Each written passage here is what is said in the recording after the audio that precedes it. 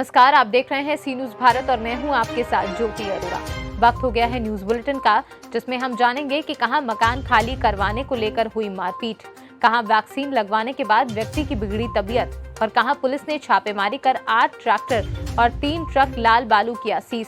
साथ ही ये भी जानेंगे कि कहां बीटेक के छात्रों को किया गया सम्मानित। इन सभी खबरों पर होगी विस्तार से चर्चा, तो चलिए शुरू करते हैं खबरों का सिलसिला। देवत गांव निवासी रामपति राम चौवन की कल टीका लगवाने के बाद तबीयत बिगड़ी और इलाज के दौरान घंटे के अंदर मौत हो गई। साथ में परिवार के लोग भी आए थे, जिनका रो रो कर बुरा हाल हो रहा था। सूचना पर गांव पहुंची ग्रामीण सीएससी पहुंचकर हंगामा शुरू किया तो मौके पर एसपी सिटी पंकज पांडे पहुंचकर लोगों को समझाया तथा शव को पोस्टमार्टम के लिए आजमगढ़ भेजा और आश्वासन दिया कि दोषियों के खिलाफ सख्त कार्यवाही की जाएगी। सूत्रों से पता चला है कि यहाँ स्वास्थ्य कर्मी की जगह स्वीपर टीका लगाते हैं। आजमगढ़ से सी न्यूज संवाददाता राजू प्रसाद शास्त्री की रिपोर्ट।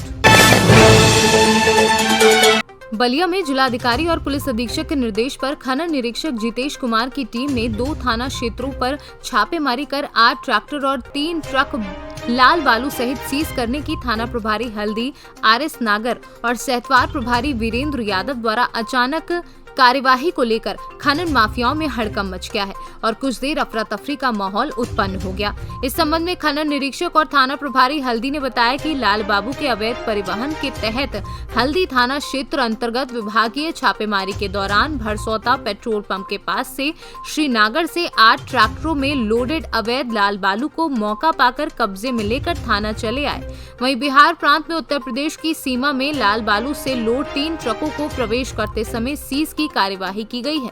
बलिया से सी न्यूज संवाददाता आनंद दुबे की रिपोर्ट। फतेहपुर जनपद के एराया विकासखंड बहेरा सादात में आयोजित एक कार्यक्रम में मेधावियों को सम्मानित किया और निरंतर आगे बढ़ने को लेकर शुभकामनाएं दी। कार्यक्रम में बनारसी दास लखनऊ विश्वविद्यालय के फाइनल वर्ष में बीटेक में विद्यालय टॉप श्रेणी में उत्तीर्ण हुए सत्यम गुप्ता सेंट मेरी स्कूल खागा के इंटर कॉलेज सीबीएसई बोर्ड तहसील खागा में टॉप करने वाले आकाश कुमार मौर्य, सरस्वती विद्या मंदिर इंटर कॉलेज फतेहपुर की छात्रा अनामिका गुप्ता का फूल माला पहनाकर मां सरस्वती की मूर्ति भेंट कर सम्मानित किया गया, जिसमें भारतीय जनता पार्टी के मंडल अध्यक्ष शिवचरण विश्वकर्मा, पूर्व अध्यक्ष आलोक सिंह, उपाध्यक्ष अरशाद राइन व अन्य लोग मौजूद रहे। फतेहपुर से सी न्यूज संवाददाता मोहम्मद अब्बास की रिपोर्ट। पट्टी कोतवाली क्षेत्र के होशियारपुर गांव में दरवाजे पर सड़क के किनारे खड़े 10 वर्षीय किशोर को गांव की ही एक युवती ने बाइक से टक्कर मार दी। हादसे में किशोर का पैर टूट गया। परिजन उसे इलाज के लिए तहसील मुख्यालय लेकर आए। होशियारपुर निवासी विनोद कुमार शुक्ला ने बताया कि उनके भतीजे शेखर शुक्ला 10 वर्षीय दरवाजे पर खड़े थे। इसी बीच गाँव की ही एक युवती बाइक से जा रही थी, उसने किशोर को टक्कर मार दी, जिससे उसे गंभीर चोटें आई हैं। उसे इलाज के लिए पट्टी सीएचसी लेकर गए थे, जहाँ पर उसका एक्सरे न होने के कारण उसे प्राइवेट स्तर पर एक्सरे के लिए लाया गया है। प्रतापगढ़ से सी न्यूज संवाददाता रोहित जायसवाल की रिपोर्ट। थाना औद्योगिक क्षेत्र रतलाम के मोहन नगर चौराहे पर कुछ गुंडों ने मकान खाली करवाने को लेकर एक व्यक्ति को लाठी डंडों से हमला कर मारपीट कर उत्पात मचाया था एवं आम जन की लोक शांति भंग की थी, जिसका वीडियो सोशल मीडिया पर वायरल हुआ था।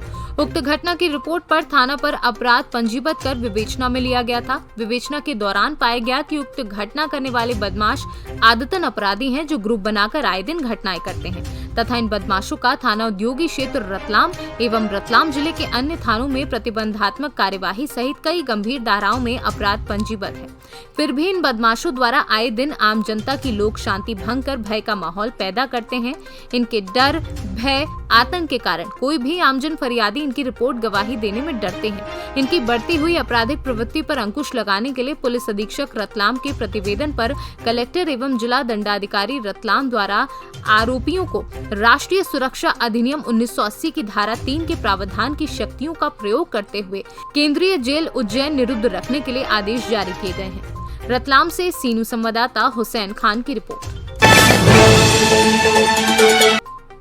चतरा के मयूरहंड थाना क्षेत्र में पुलिस के द्वारा बेरहमी से आर्मी जवान की पिटाई के बाद आज पूर्व सैनिक वेलफेयर सोसाइटी के जवान चतरा समाहरणालय के समक्ष सांकेतिक धरने पर बैठे। धरने में बैठे जवान मयूरहंड बीडीओ को बर्खास्त करने और लाठी से पीटने वाले एएसआई जवाहर राम मुन्ना प्रसाद को निलंबित करने की मांग कर रहे थे। कहा कि अगर कार्यवाही नहीं की गई तो पूरे झारखंड के सैनिक अनिश्चितकालीन आंदोलन धरना प्रदर्शन करेंगे। खंड के कर्मा चौक पर एक सैनिक के साथ मास चेकिंग के दौरान जो बर्बरतापूर्ण मारपीट हुआ है उसके खिलाफ हम पूर्व सैनिक वेलफेयर एसोसिएशन के द्वारा यहाँ पे 1 दिवसीय सांकेतिक धरना दिए हैं। साथ ही उपायुक्त और पुलिस अधीक्षक को ज्ञापन दिए हैं कि जो भी उस घटना में शामिल प्रखंड विकास पदाधिकारी एवं पुलिस वाले उन सभी पर त्वरित कानूनी कार्रवाई की जाए, उन लोगों को सबको जेल में डाला जाए ताकि आगे से इस बार का कोई घटना न घटे। अगर उन लोगों पर इस तरह की कार्रवाई नहीं की जाती है तो मजबूरन हम लोग पूरे झारखंड में अनिश्चितकालीन धरना और प्रदर्शन करेंगे। मेरा नाम मिथिलेश कुमार पांडे, पूर्व सैनिक वेलफेयर ट्रस्ट एसोसिएशन का सचिव। चतरा से सीनू संवाददाता शाफाद अली की report. Prayagraj Shankargarh one range के अंतर्गत जहां हरे पेड़ों की कटान विभागीय कर्मचारियों की मिलीभगत से तेजी से हो रही है, वहीं प्रतिबंधित पेड़ों की कटान को रोकने के बजाय शंकरगढ़ वन रेंज के कर्मचारी प्रतिबंधित पेड़ों की कटान करने वाले लोगों से सुविधा शुल्क लेकर हरे पेड़ों की कटान करने में लगे हैं। अगर देखा जाए तो शंकरगढ़ वन रेंज के अंतर्गत आने वाले बीरबल गाँव में जहाँ 2 पेड़ हरा महुए के काट दिए गए, लेकिन वन विभाग के अधिकारी व कर्मचारी इन वन माफियाओं के विरुद्ध किसी प्रकार की कार्यवाही नहीं कर सके, जबकि विभाग के ही कुछ कर्मचारियों के द्वारा बताया गया कि ये हल्का राजा सिंह चौहान व नए आए वन दरोगा के कार्य क्षेत्र में आता है। जबकि विभागीय कर्मचारियों के द्वारा ये भी बताया गया है कि नवागंतुक वन दरोगा के द्वारा तेजी से हरे पेड़ों की कटान कराई जा रही है, जिसमें वन माफियाओं से वन दरोगा की मिलीभगत होने से ही हरे पेड़ों की कटान तेजी से हो रही है। जबकि कुछ दिन पूर्व ही बीरबल गांव में दर्जनों नीम के हरे पेड़ काटे गए थे। वहीं अगर इसके अंतर्गत देखा जाए तो शंकरगढ़ वन रेंज के अंतर्गत बगला बांध, लालापुर, सेमरी तरहार, चिल्ला, प्रतापपुर आदि क्षेत्रों में प्रतिबंधित हरे पेड़ों की कटान तेजी से हो रही है। वक्त पेड़ कई ठे कटाव दादा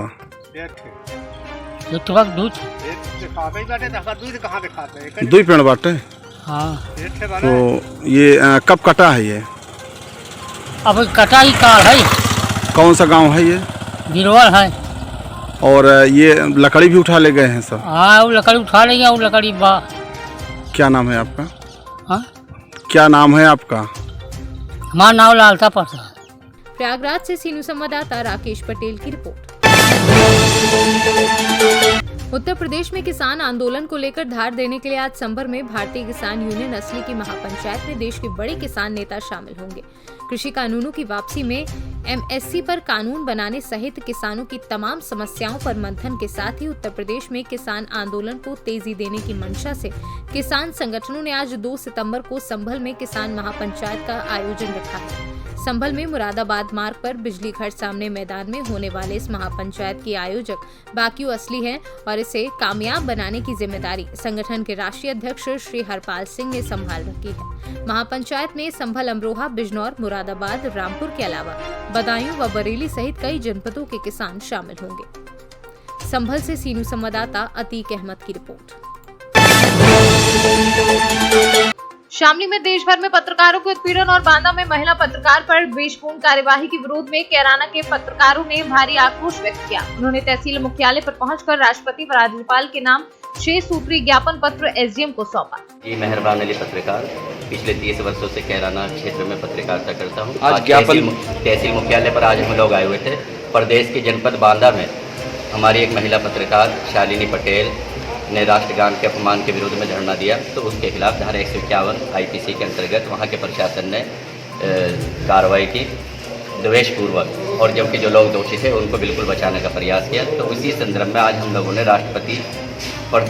देश के राष्ट्रपति जी और प्रदेश के राज्यपाल को संबोधित करके इलाके के पत्रकारों ने ज्ञापन दिया है।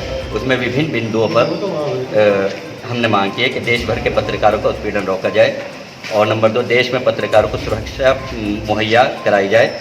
अधिकारी राजनीतिक दबंगों द्वारा पत्रकारों को कवरेज करने से बिल्कुल न रोका जाए। नंबर 4, पत्रकार सुरक्षा अधिनियम कानून लागू किया जाए। पत्रकारों पर हो रहे देश भर में फर्जी मुकदमे वापस लिए जाएं। पत्रकार शालिनी पटेल को न्याय दिलाने और आरोपियों के विरुद्ध देशद्रोह के तहत दर्ज मुकदमों को पंजीकृत किया जाए। अंत में आदरणीय मां महिम राष्ट्रपति जी और प्रदेश के राज्यपाल जी से अनुरोध किया है कि पत्रकारों की सभी समस्याओं को गंभीरता से लेकर उनका शीघ्र निस्तारण कराया जाए। आज इसी संदर्भ में हम लोगों ने उप जिलाधिकारी कैराना महोदय को ये ज्ञापनों की प्रतियां दी है। शामली से सीनू संवाददाता मोहम्मद इकरार की रिपोर्ट। टीकमगढ़ में ऊर्जा मंत्री प्रद्युम्न सिंह तोमर का दौरा। टीकमगढ़ के बमौरी खास में पावर हाउस व गांव में लगी ट्रांसफार्मरों का औचक निरीक्षण किया। साथ में विभाग के अधिकारी भी मौजूद रहे। टीकमगढ़ से सी न्यूज़ संवाददाता प्रिंसुल की रिपोर्ट। न्यूज बुलेटिन में फिलहाल के लिए इतना ही। आप जुड़े रहें सी न्यूज़ भारत के साथ।